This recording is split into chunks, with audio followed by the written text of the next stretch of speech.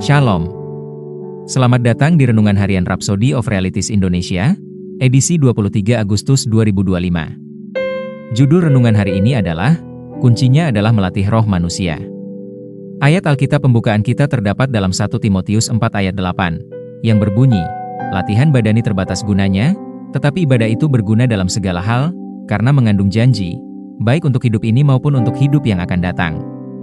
Ada fenomena yang dikenal sebagai déjà vu, perasaan, indera, atau kesadaran bahwa sesuatu yang sedang terjadi telah dialami atau dilihat sebelumnya. Engkau mungkin pernah mengalami hal seperti itu pada suatu waktu.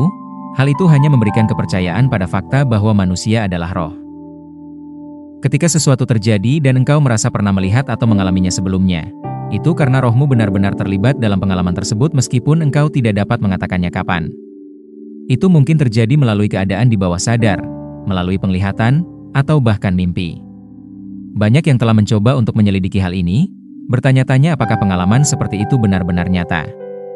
Nah, roh manusia memang memiliki aktivitasnya sendiri dan aktivitas itu dapat terjadi baik saat engkau terjaga maupun tertidur, sadar, tidak sadar, maupun bawah sadar. Bagaimana engkau memanfaatkannya? Yaitu dengan melatih dan mendidik roh manusiamu melalui studi mendalam, meditasi, dan bertindak berdasarkan firman. Keterlibatanmu di gereja, mempelajari firman Tuhan di kelompok sel dan persekutuan, menghadiri kebaktian, dan mempelajari Rhapsody of Realities semuanya berkontribusi pada pelatihan rohmu.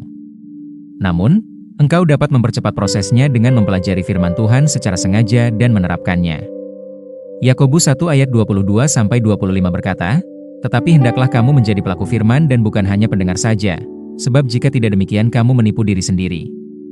Tetapi barang siapa meneliti hukum yang sempurna, yaitu hukum yang memerdekakan orang, dan ia bertekun di dalamnya, jadi bukan hanya mendengar untuk melupakannya, tetapi sungguh-sungguh melakukannya, ia akan berbahagia oleh perbuatannya."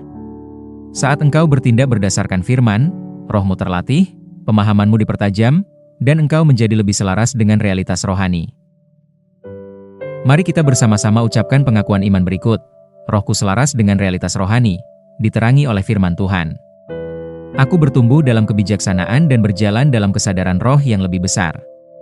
Aku menolak untuk dibatasi oleh penalaran manusia, karena aku berfungsi selaras dengan pikiran Kristus. Terima kasih, Bapa Surgawi, atas terang firman-Mu dalam hidupku, dalam nama Yesus. Amin. Untuk lebih mendalami dan mengerti renungan kita pada hari ini, baca juga ayat-ayat berikut ini. 1 Korintus 2 ayat 12-14, Ibrani 5 ayat 14, Yakobus 1 ayat 22-25. Jika kamu diberkati dengan renungan ini, silahkan berlangganan pada semua akun media sosial kami seperti YouTube, Facebook, dan Instagram. Dan jangan lupa untuk membagikannya kepada semua orang supaya mereka juga diberkati dengan firman Tuhan ini. Bagi kamu juga yang rindu untuk dilayani secara langsung, silahkan hubungi nomor yang ada di bawah ini. Sampai jumpa besok hari. Salam kasih karunia dan Tuhan Yesus memberkati. Amin.